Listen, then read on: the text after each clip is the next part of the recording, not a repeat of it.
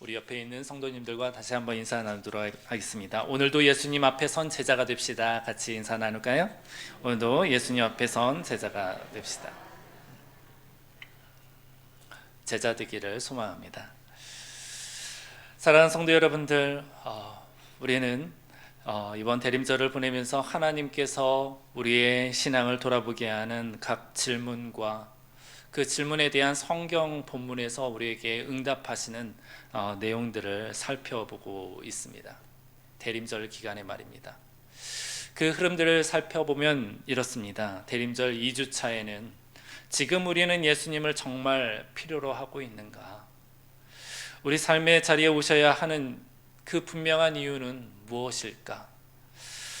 이 질문을 우리가 살펴보았죠.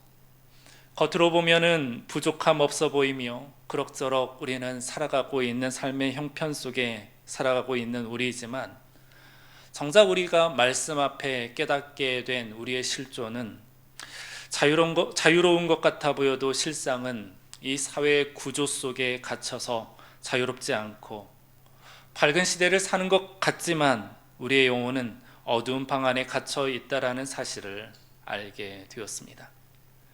베데스다 연못가에 누워있던 38년 된 병자처럼 우리 역시 보이지 않는 권력과 권위에 휘둘려서 어쩔 수 없다. 우리가 사는 시대에는 성공을 향하여 달려가야 하며 1등이 되기 위해서 우리는 계속해서 노력해야 한다. 그렇게 하루하루를 견디면서 살아야 한다라고 우리의 삶의 현실을 직시하였습니다.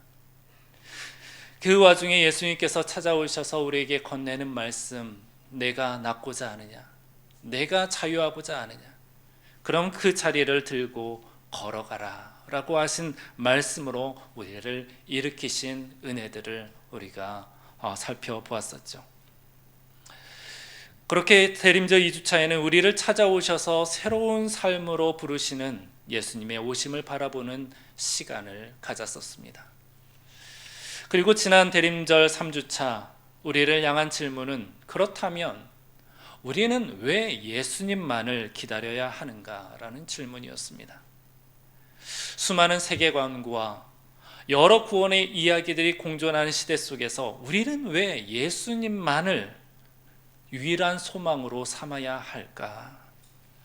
이 질문이었는데, 이 질문에 대한 성경은 예수님은 여러 선택지 중에 하나가 아니라 세상을 창조하신 하나님께서 생명과 심판의 권세를 부여하신 분, 유일하신 분, 그 분이라는 사실을 우리는 듣게 되었습니다.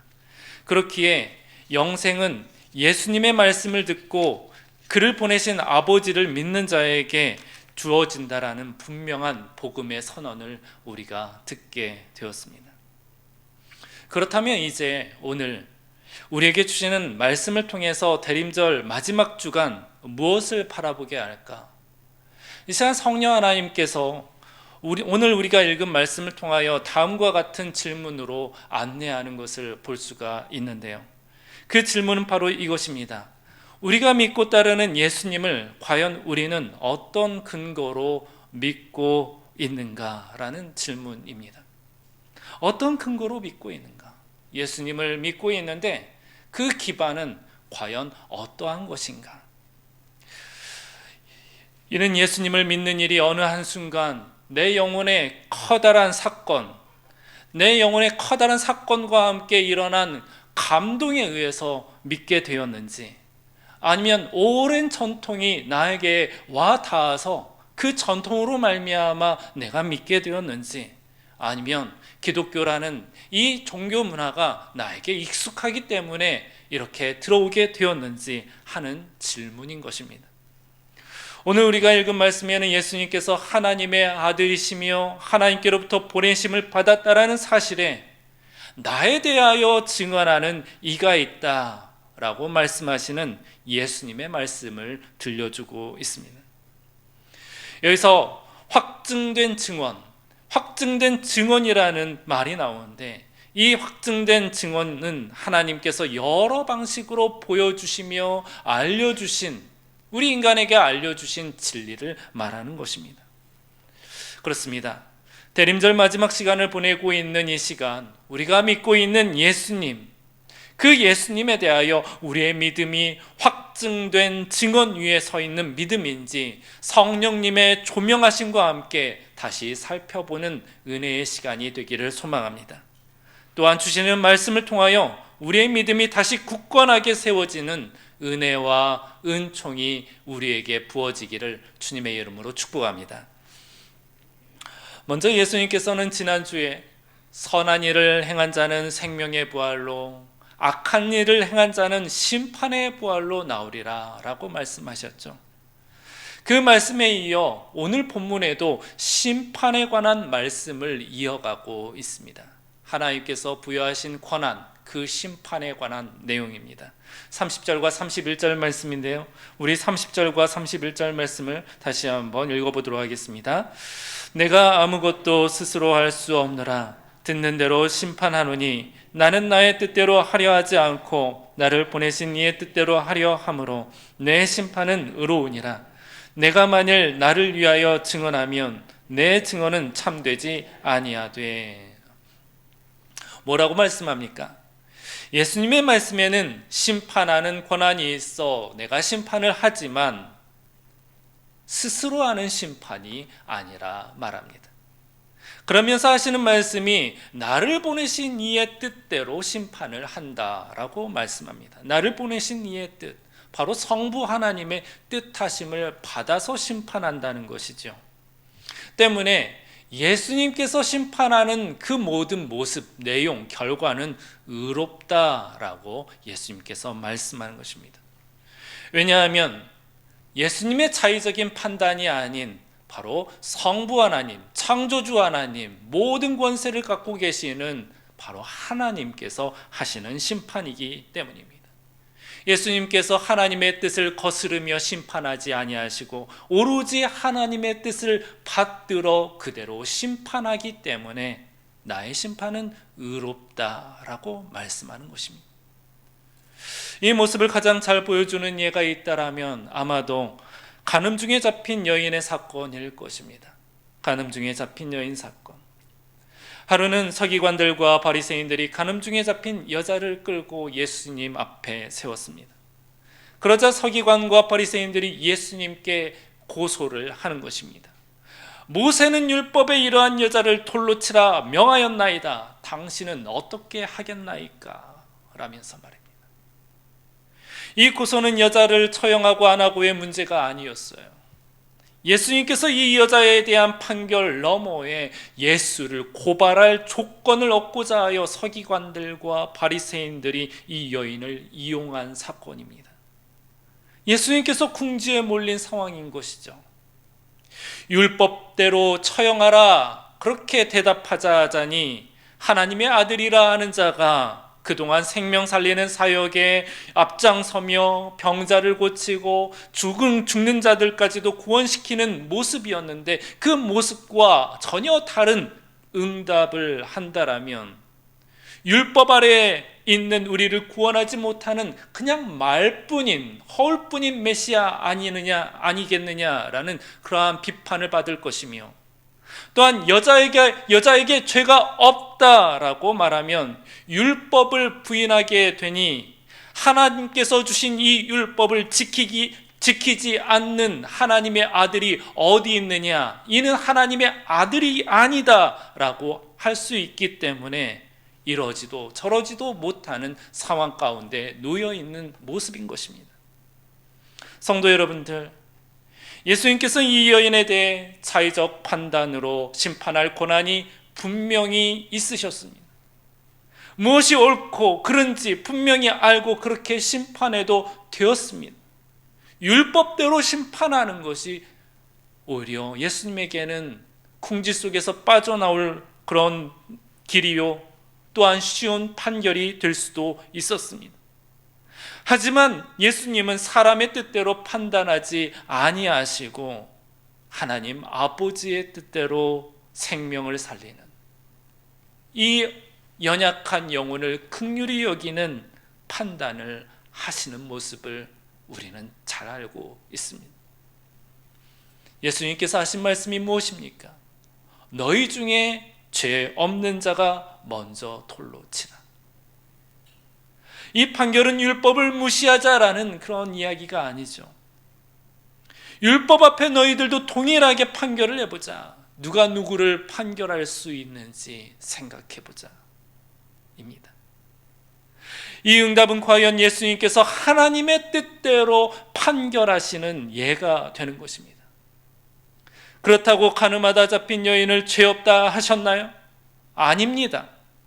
예수님께서 죄 없다 하시지 아니하시며 단지 나도 너를 정죄하지 아니하노라 라고 답변하며 판결자로서 건넨 이야기가 아닌 중재자로서의 역할에서 건네는 이야기를 이 여인에게 행하는 것입니다.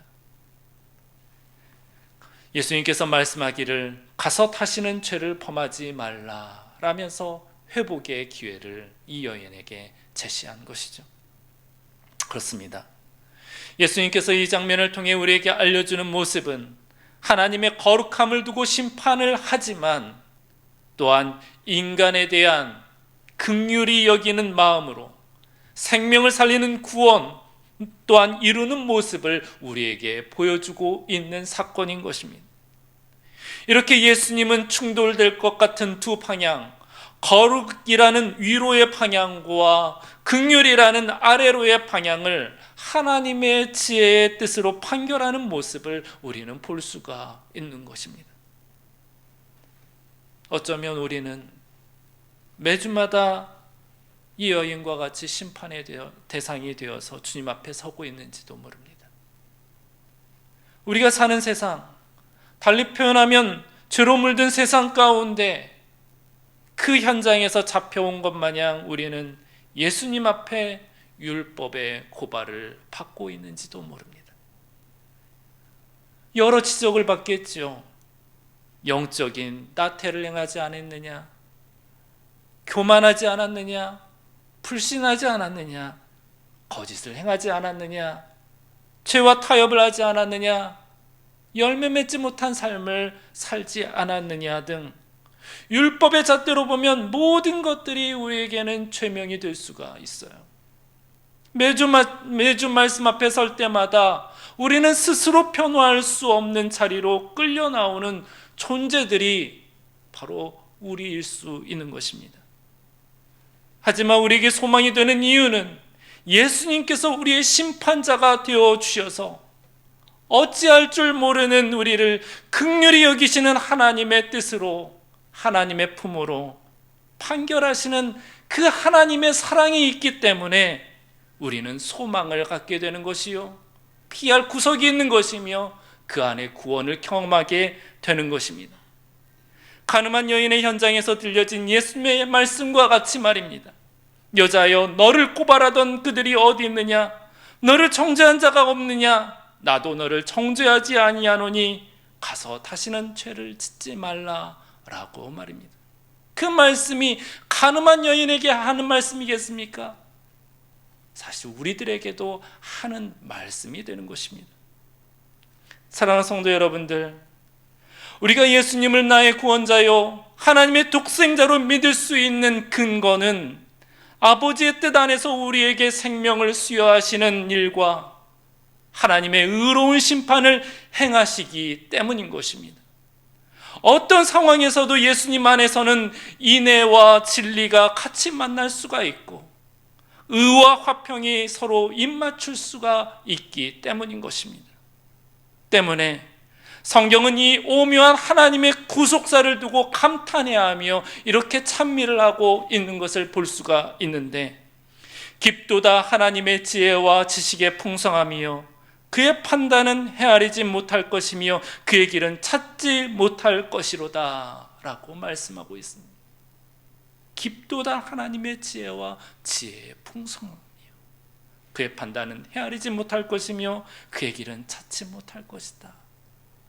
하나님의 오묘한 세상의 질서, 하나님의 오묘한 하나님의 창조의 섭리, 통치하시는 그 하나님의 은혜, 그 모든 것들이 정말 인간이 헤아리지 못할 만큼 깊은 지혜 속에 담겨져 있다는 것입니다. 그러므로 사랑하는 성도 여러분들, 하나님의 독생자이신 예수님을 철저히 믿으며 붙드시길 주님의 이름으로 축복합니다. 그의 말씀에 귀 기울이며 하신 말씀에 순종으로 예배하는 저와 여러분들이 되시기를 주님의 이름으로 축복합니다. 그렇다면 예수님께서 하나님 아버지의 뜻 안에서 심판하시는 분이라면 과연 이 사실을 누가 증언하고 있는 것일까? 하나님 아버지의 뜻 안에서 심판하시는 이 예수님, 누가 증언하고 있을까? 바로 이 내용을 함께 살펴보도록 하겠습니다. 역사적으로 하나님께서 세운 구원자를 거부할 때 특히 공중권세 잡은 기득권의 사람들이며 또한 하나님을 인정하지 않는 사람들은 늘 이렇게 따져왔었습니다. 누가 너를 재판장으로 세웠느냐? 누가 너와 나 사이에 재판장으로 세웠느냐? 나 세운 적 없다. 그렇게 말하는 겁니다. 이는 모세를 향하여서도 또한 예수님을 향하여서도 누가 너를 재판장으로 세웠느냐? 내가 누구이기에 이런 일을 행하느냐? 라고 따졌었습니다. 하나님의 대리자를 거부하는 이들은 늘 이러한 따짐을 행했던 것입니다. 내가 우리의 재판장이 되는 그 증거는 무엇이냐? 사실 이 질문은 하나님을 믿는 신앙인인 저희들 뿐만 아니라 세상의 모든 인류의 질문이기도 합니다. 우리의 재판장이 되는 그 증거는 무엇인가? 조선시대에 암행어사라는 제도를 잘 알 것입니다. 암행어사는 왕이 직접 임명하여 지방으로 보낸 특별조사관이었죠. 겉보기에는 아무 힘도 없어 보였지만 실제로는 왕을 대신해 각 고을의 행정이 잘 제대로 이루어지고 있는지 살피고 백성들이 억울한 일을 당하고 있는지 않는지 조사하는 역할을 맡은 사람이 바로 이 암행어사였죠. 중요한 점은 암행어사의 권위가 그 사람의 언변이나 겉모습에서 나오지 않았다라는 사실입니다. 때문에 암행어사는 자신을 쉽사리 드러내지 않았고 평범한 선비나 떠돌이 나그네처럼 사람들 사이에 섞여 살았었습니다. 그래야만이 꾸며진 각본의 모습이 아닌 진짜 그 고을의 모습을 확인할 수 있기 때문이었죠. 조선 후기 유명한 암행어사였던 박문수 이야기는 대표적인 이야기가 되는데, 그는 초라한 옷차림으로 한 고을에 들어갔다라고 합니다. 고을 사람들은 그를 그저 지나가는 나그네쯤으로 여겼습니다.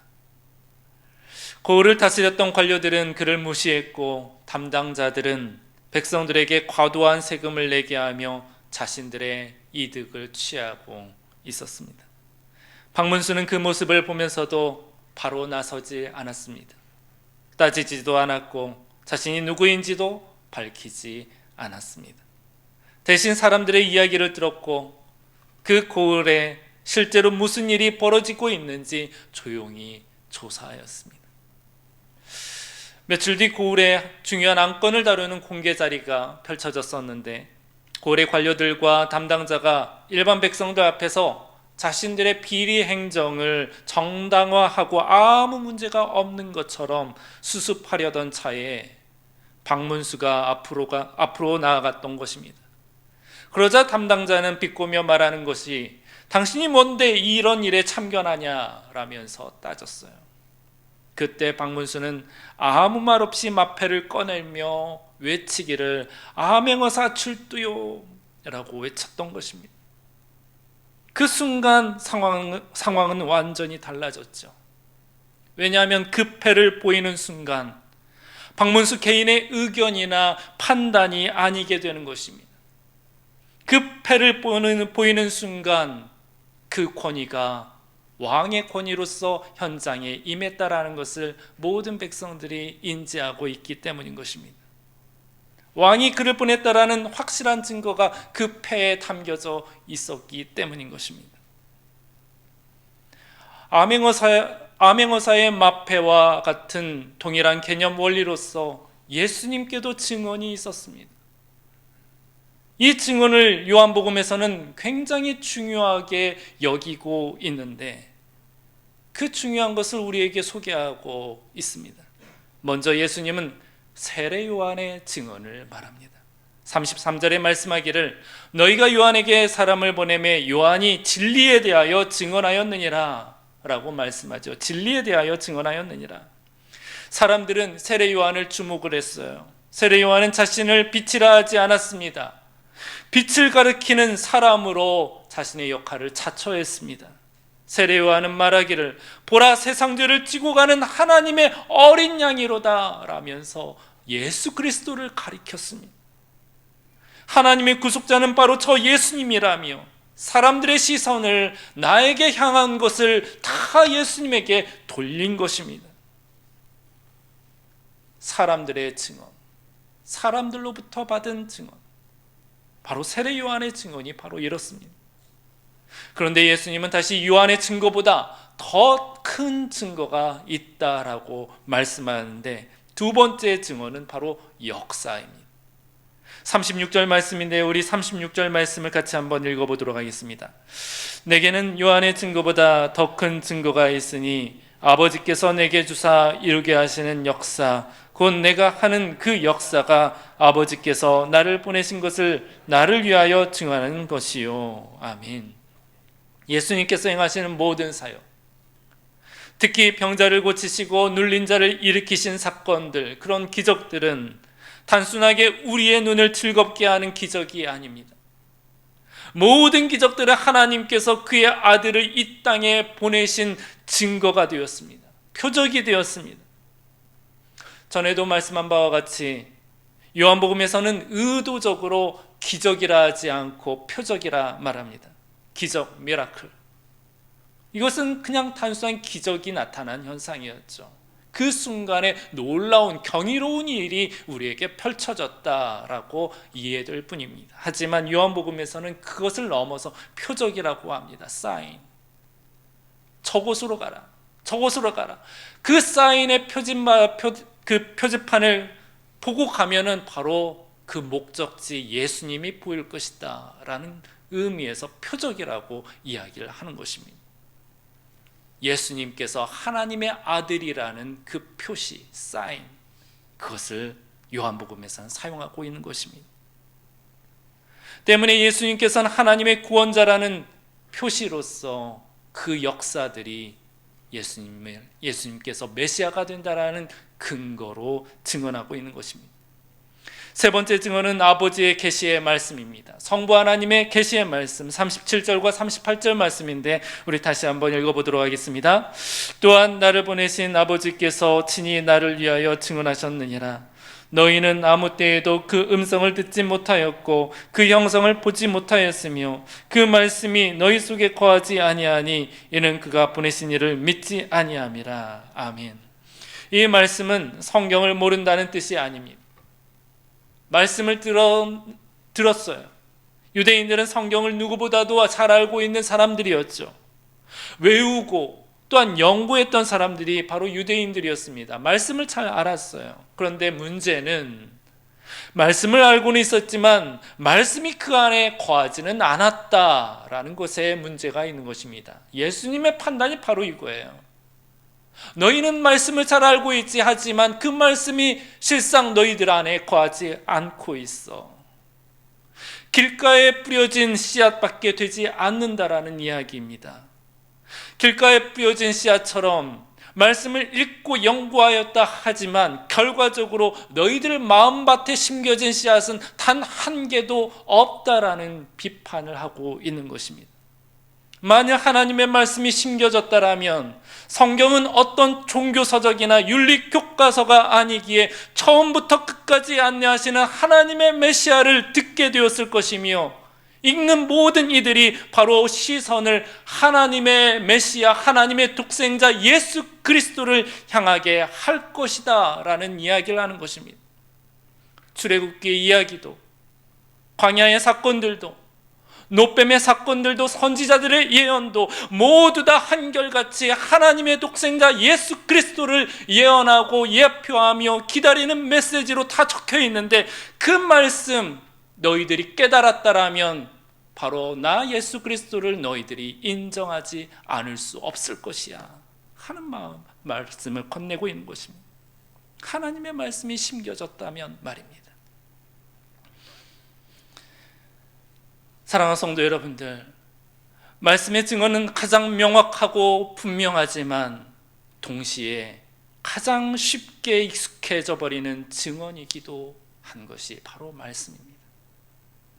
이스라엘의 종교 지도자들도 또한 신앙에 연륜이 있다 할 수 있는 우리들에게도 쉽게 다가오고 쉽게 넘어질 수 있는 것이 바로 영적인 나태의 유혹인 것입니다. 말씀을 읽지만 그 말씀이 살아있는 말씀으로 들리지 아니하고, 말씀을 가까이 하지만 그 말씀은 여느 책과 같이 그냥 문장에 불과한, 그렇게 받아들이는 모습 말입니다. 때문에 예수님께서도 우리의 마음을 비유할 때 네 가지의 밭, 그 네 가지씩이나 되는 밭으로 비유하는 것을 보면은 말씀이 우리 마음에 제대로 심겨지기 위해 우리는 얼마나 내 마음의 밭을 기경하고 물을 주며 계속 갖고 나가야 하는지를 우리는 알 수가 있는 대목인 것입니다. 그러나 말씀이 우리 안에 제대로 심겨지고 자라나며 열매를 맺을 때 우리는 가장 확실한 증언인 하나님의 음성을 듣게 되는 줄 믿으시기 바랍니다.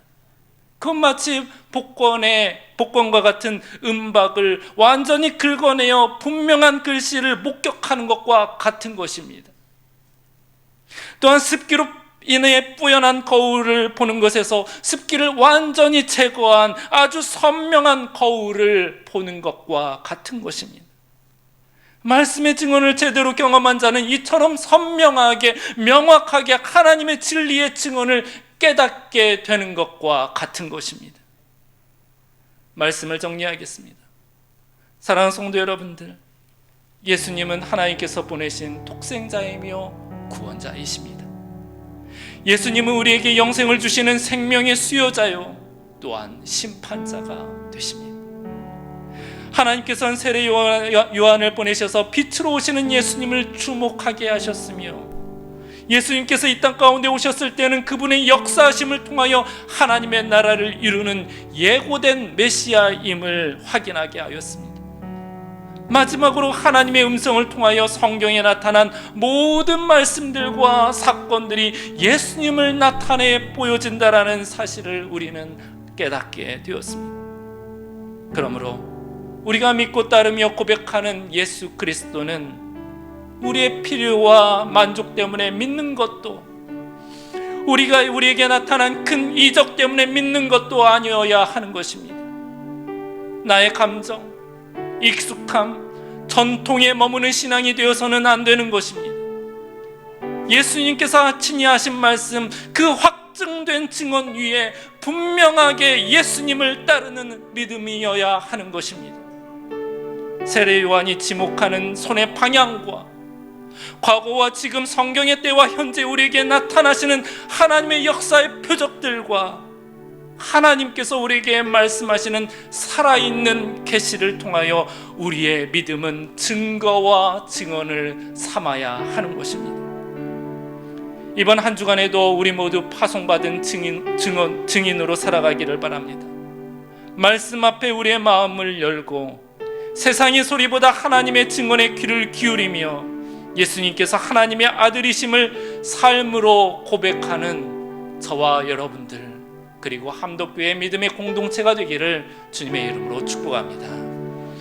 이 시간 주신 말씀을 놓고 함께 찬양으로 하나님 앞에 고백하며 나아가길 원합니다. 예수를 나의 구주 삼고 성령과 피로써 거듭나니 이 세상에서 내 영혼이 하늘의 영광 누리게 됩니다. 이것이 나의 고백입니다. 나의 신앙입니다. 하나님께 영광 돌리며 나아가길 원합니다.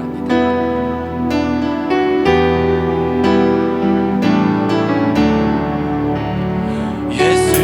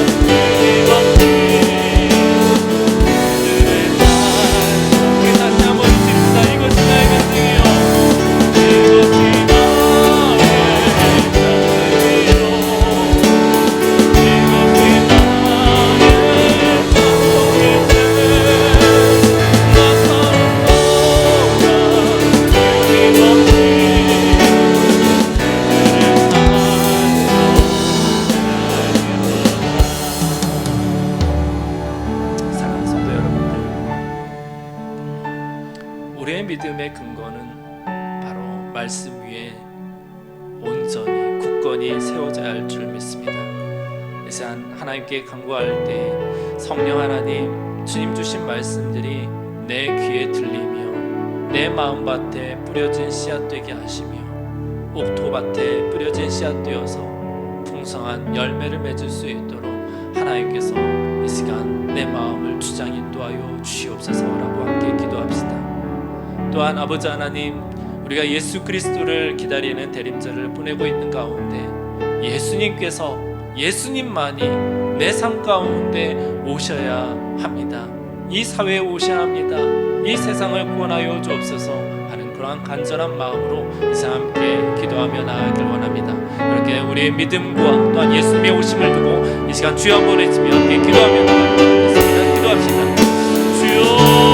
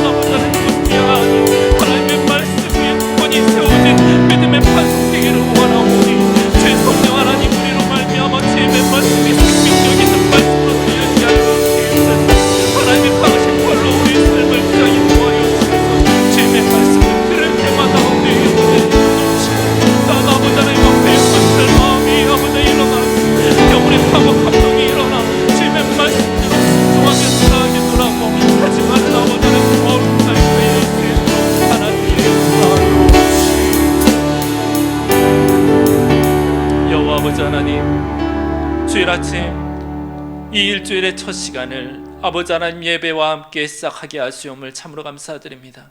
말씀을 통하여 깨닫게 하신 바 아버지 하나님께서 예수 그리스도를 우리에게 보내어 주심은 이 세상 가운데 의로 통치하기 위함이요 의로 심판하기 위함이요 또한 이 가운데에도 아버지 하나님께서 십자가의 그러한 구속을 이루기 위한 하나님의 지혜가 묻어 있음을 아버지 하나님 이 시간 다시 한번 깨달아 알게 됩니다.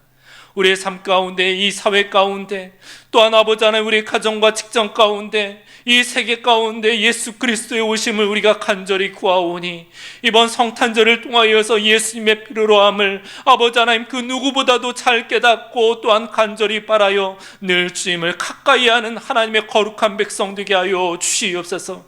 그런 믿음과 간구가 우리 삶 가운데 새로운 하나님의 나라로 변화되는 놀라운 응답으로 역사되도록 하나님 은혜를 저희들에게 허락하여 주시옵소서. 또한 아버지 하나님 우리의 신앙은 주님께서 주신 말씀 위에 아버지 하나님 근거를 삼고 그 위에 서야 할 줄 믿습니다.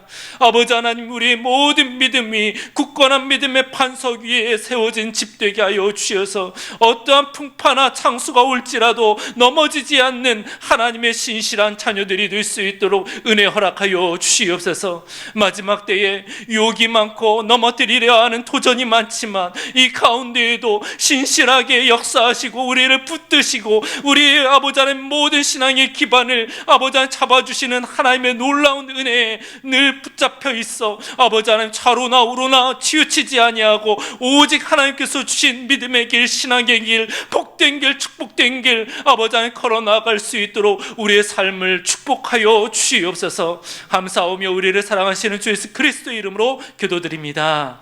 아멘.